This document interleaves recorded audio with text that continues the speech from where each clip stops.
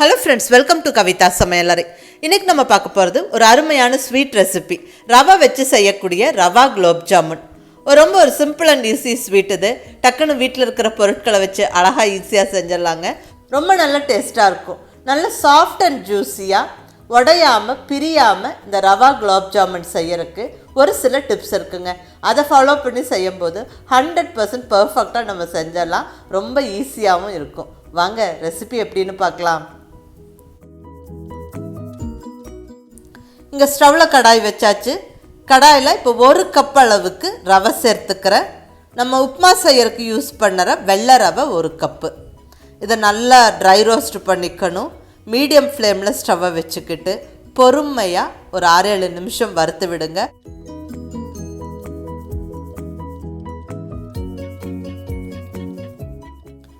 ஸ்டவ்வை நல்லா லோ ஃப்ளேமில் வச்சுக்கிட்டு பொறுமையாக வறுத்து விடுங்க. கரிஞ்சிராமல் வறுத்து விடணும். நல்லா அந்த ரவை வறுப்பட்டு வாசனை வந்தோன்னா நம்ம ஸ்டவ் ஆஃப் பண்ணிடலாம். இப்போ நம்ம இதை ஒரு பிளேட்டில் மாற்றி வச்சிடலாம். இப்போ அதே கடாயில் நான் 2 கப்பு பால் சேர்த்துக்கிறேன். 1 2. இப்போ இங்கே 1 கப்பு ரவைக்கு 2 கப்பு பால் சேர்த்துருக்கிறேன். கூடவே 2 டேபிள் ஸ்பூன் மில்க் பவுடர், பால் பவுடர் சேர்த்துக்கிறேன். நான் இங்கே சேர்த்துருக்கிறது எவ்ரிடே மில்க் பவுடர். இது ஆப்ஷனல், நீங்கள் இருந்தால் சேர்த்துக்கங்க, இல்லைன்னா ஸ்கிப் பண்ணிக்கலாம். பட் பால் பவுடர் நம்ம ரவா குலோப்ஜாமுனில் சேர்க்கும் போது டேஸ்ட் ரொம்பவுமே நல்லாயிருக்கும். ஸோ இருந்தால் கண்டிப்பாக சேர்த்துக்கங்க. இல்லைன்னா இன்னொரு 1/2 கப்பு பால் சேர்த்து கொதிக்க விடுங்க. இப்போ பால் சேர்த்தாச்சு. இது கூட 2 ஸ்பூன் நெய் சேர்த்துக்கிறேன். கூடவே 1/2 டீஸ்பூன் ஏலக்காய் பொடி. இந்த ஏலக்காய் பொடி சர்க்கரையோட பொடிச்ச ஏலக்காய் பொடி. ஸ்வீட் ரெசிபீஸ்க்கு ஏலக்காய் பொடி சர்க்கரையோட பொடிப்பேன். அதுலேருந்து 1/2 ஸ்பூன் சேர்த்தாச்சு. இப்போ இதெல்லாம் நல்லா கலந்து விட்டுறலாங்க.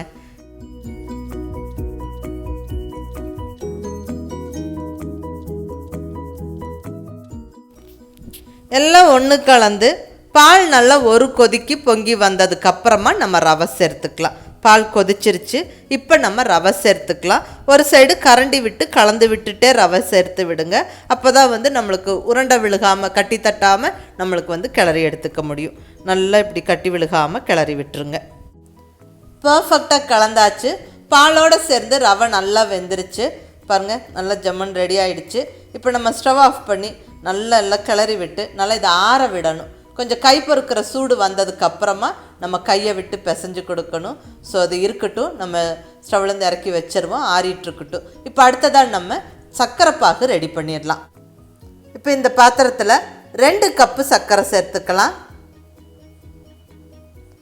1/2 கப் அளவுக்கு தண்ணி.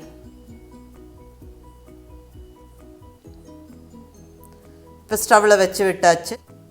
வாசனைக்காக 2 ஏலக்காய், கூடவே கொஞ்சமாக குங்குமப்பூவும் சேர்த்துடலாங்க. சர்க்கரை நல்லா கரைஞ்சி ஒரு 5 நிமிஷம் கொதிக்க விடுவோம். பாகு பதம் பார்த்திங்கன்னா பிசுக்கு பதம் வரணும். அதாவது நம்ம கையால் தொட்டு பார்த்தோம்னா நம்மளுக்கு அந்த விரலுகளை பிசு பிசுன்னு ஒட்டணும். ஸோ அந்த பதம் ரீச் ஆனால் போதும். நம்ம ஸ்டவ்வை ஆஃப் பண்ணி எடுத்துடலாம். நம்ம கிளறி வச்ச ரவை கைப்பறுக்கிற சூடு வந்தாச்சு. இப்போ நம்ம பிசைய ஸ்டார்ட் பண்ணிடலாம். அதுக்கு முன்னாடி ஒரு 2 பிஞ்சு குக்கிங் சோடா ஆட் பண்ணிடலாம். Baking soda, cooking soda add பண்ணியாச்சு. இப்போ இதை நல்லா பிசைஞ்சு விட்டுருவோங்க. நல்லா கையை விட்டு அழுத்தி பிசைஞ்சு கொடுக்கணும். நல்லா சப்பாத்தி மாவு பதத்துக்கு நம்ம பிசைஞ்சு எடுக்கணும். சப்போஸ் இந்த ஸ்டேஜில் ட்ரையாக தெரிஞ்சதுன்னா நம்ம பால் தெளித்து பிசைஞ்சுக்கலாம். பாருங்கள், எல்லாம் நல்லா அழுத்தி பிசைஞ்சாச்சு. நல்லா சாஃப்டாக இருக்குது. நல்லா சப்பாத்தி மாவு பதத்துக்கு பிசைஞ்சுக்கணும். ஸோ நம்மளுக்கு குலோப் ஜாமுனுக்கு மாவு ரெடி. இப்போ இது சின்ன சின்ன உருண்டைகளாக உருட்டி எடுத்துடலாம். நம்ம எந்த ஷேப்பில் வேணாலும் நம்ம இதை ஃப்ரை பண்ணி எடுக்கலாம். உருண்டையாக உருட்டி ஃப்ரை பண்ணலாம், இல்லை அதே கொஞ்சம் ஃப்ளாட் ஆக்கிட்டு ஃப்ரை பண்ணலாம், அல்லது நீளமாக உருட்டியும் ஃப்ரை பண்ணலாம். ஸோ நம்மளுக்கு எந்த ஷேப் வேணாலும் உருட்டிக்கலாங்க. நான் இங்கே உருண்டை பிடிச்சி வச்சுட்டேன், நல்ல வெடிப்பெல்லாம் இல்லாமல். பட் இதை கொஞ்சம் தட்டையாக நம்ம தட்டி நம்ம ஃப்ரை பண்ணி எடுக்கலான்னு சொல்லி நான் அந்த ஷேப் டிசைட் பண்ணிவிட்டு இப்போ செஞ்சுக்கிட்டு இருக்கிறேன். நல்லா இப்படி தட்டிட்டு நம்ம கரெக்டாக அதை ஷேப் பண்ணி வச்சுக்கலாம். ஃபஸ்ட்டு நல்லா இப்படி ஃபஸ்ட்டே எல்லாம் ப்ரிப்பேர் பண்ணி வச்சுட்டு ஃப்ரை பண்ண ஸ்டார்ட் பண்ணோன்னா நம்மளுக்கு ஈஸியாக இருக்கும். ஸோ உருண்டைகள் ரெடி ஆகிடுச்சு. அடுத்தது நம்ம ஃப்ரை பண்ணுறதுக்கு இங்கே ஆயில் சூடாக்கியாச்சு. ஆயில் ஓரளவுக்கு சூடானதுக்கப்புறம் கண்டிப்பாக ஸ்டவ்வை மீடியம் ஃப்ளேமில் வச்சுக்கிட்டு தான் நம்ம ரெடி பண்ணி வச்சுருக்கிற அந்த குலோப் ஜாமுன் உருண்டைகளை சேர்க்கணும். ஸோ மிதமான சூட்டில் எண்ணெய் இருக்கும்போது நம்ம வந்து குலோப் ஜாமுனை சேர்த்து விட்டுடலாம். அப்போ தான் நம்மளுக்கு ஃப்ரை ஆகி வரும்போது அந்த கரெக்டான அந்த கலர் வரும், இல்லைன்னா டக்குன்னு கரிஞ்சிரும். ஸோ மீடியம் ஃப்ளேமில் ஸ்டவ்வை வச்சுக்கிட்டு பொறுமையாக வறுத்தெடுங்க.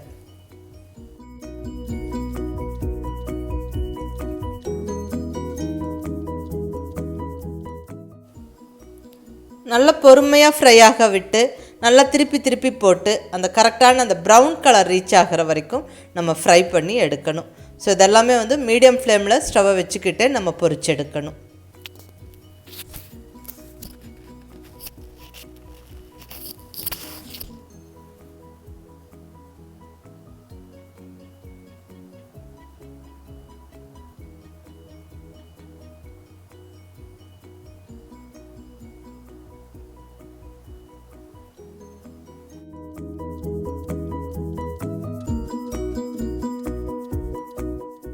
இப்படி நல்லா ஃப்ரை ஆகி நல்லா அந்த கலர் வந்த உடனே நம்ம ஆயிலிருந்து எடுத்து சூடாக இருக்கும்போதே நம்மளுக்கு பாகில் சேர்த்து விட்டுறணும்.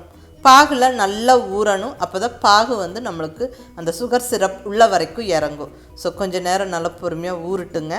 நம்ம இப்போ அடுத்த அடசலும் நம்ம அதுக்குள்ளே நம்ம போட்டு எல்லா ஜாமுன்ஸும் ஃப்ரை பண்ணி எடுத்துடலாம்.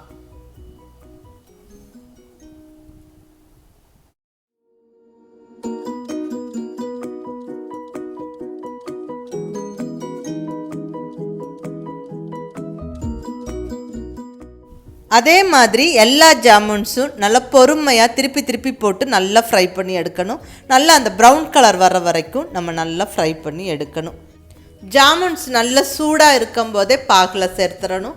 பாகில் மினிமம் ஒரு 30 நிமிஷத்துலேருந்து 1 மணி நேரம் வரைக்கும்னாலும் ஊறணும். அப்போ தான் அந்த சுகர் சிரப் உள்ள வரைக்கும் இறங்கி நல்ல சாஃப்ட் அண்ட் ஜூஸியாக இருக்கும்.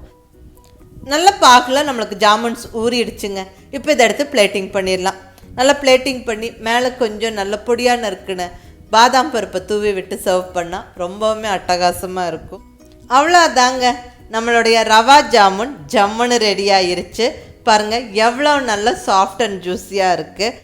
நல்லா பர்ஃபெக்டாக ரொம்ப டேஸ்ட்டாகவும் இருக்குங்க. ரொம்ப ஒரு ஈஸியான ரெசிபி, வீட்டில் இருக்கிற பொருளை வச்சு டக்குன்னு செஞ்சிடலாம். ஸோ மிஸ் பண்ணாமல் ட்ரை பண்ணி பார்த்துட்டு எப்படி இருந்துச்சுன்னு உங்கள் ஃபீட்பேக் சொல்லுங்கள். பிடிச்சிருந்தால் லைக் பண்ணி ஷேர் பண்ணி கமெண்ட் பண்ணுங்கள். கவிதா சமையலறை சப்ஸ்கிரைப் பண்ணி என்னுடைய மற்ற ரெசிபிஸும் வீடியோஸும் பாருங்கள். தேங்க்யூ.